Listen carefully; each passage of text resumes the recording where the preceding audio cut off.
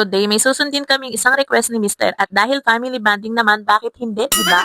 Hello mga my loves, another day, another vlog. Ito nga yung karugtong ng vlog 12 ko, malamang kasi vlog 13 ngayon. Habang papunta na nga kami sa SM para sa aming movie date at family bonding, si ate na interview pa nga ito si Scarlett. I say help the police officer.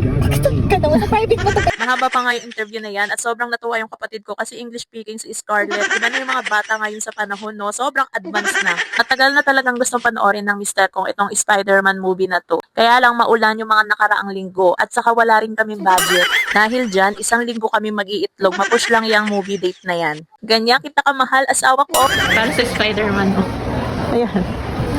Mag-iitlog tayo ng isang linggo. At syempre, tuwan-tuwa rin yung mga bata kasi memorable na naman sa kanila to. Kahit weeks na yung lumipas ng showing ng Spider-Man, ang dami pa rin tao mga may loves. Halos punuan pa rin yung slot. Dito na nga kami nakaupo sa bandang unahan. At syempre, naka-Spider-Man top din ako. Sobrang ganda niyan. Ilalagay ko yung link dyan. Para kunyari, fanatic din tayo ng Marvels. Kahit natutulog lang tayo sa sinihan. Pagkatapos namin bumili ng ticket, pumunta muna kami sa Jollibee para kumain at mag-order na rin ng kakainin namin sa loob ng sinihan. Tapos si Dave, ganito na ang sitwasyon.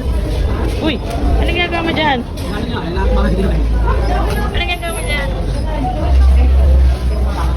O, diba? Napakakulit na at napakaharot na. Ang bilis talaga ng panahon, Dave. Parang kailan lang, sa tiyan ko lang ikaw maharot at malikot. Ngayon, sa outside world na. Habang nihintay namin yung oras namin manood sa sine, kumain muna kami kasi talagang nagutom na talaga kami. Thank you for sa blessing. At syempre, hindi natin kakalimutan magpasalamat kay Lord kahit saan tayo, importante nagpe-pray tayo bago kumain. Minadali na rin talaga yung kain namin kasi mga may loves, baka malit kami. Sayang ang pera, sayang ang bayad, di ba?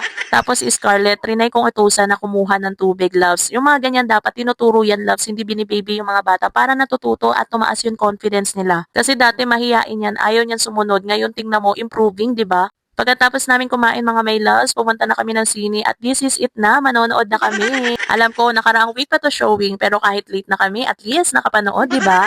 Hindi ko nga alam kung manonood ba talaga ako o matutulog pero ang ending, nagheli lang ako niyan sa labas. Kung alam ko lang, Dave, sana sa labas na lang tayo naghintay. Kaya sa pagod ko ito, nakatulog na ako yung nakabalik kami sa loob ng sinihan. Pero okay lang, at least memorable to kasi first scene ito ni Dave. Kahit hindi naman niya talaga naintindihan yung palabas. Minsan yung mga ganitong banding, mga may loves, kailangan din natin to. Kasi yung memories yung tinatatak natin sa utak ng mga anak natin. And that's Spider-Man. Ano masabi mo pa? Satisfied ka ha? Ha? Bitin. Bitin? Kaya ako bitin, no? Nabitin nga daw yung asawa ko pero wag kang mag-alala, hindi kita bibitinin mamaya. Charis.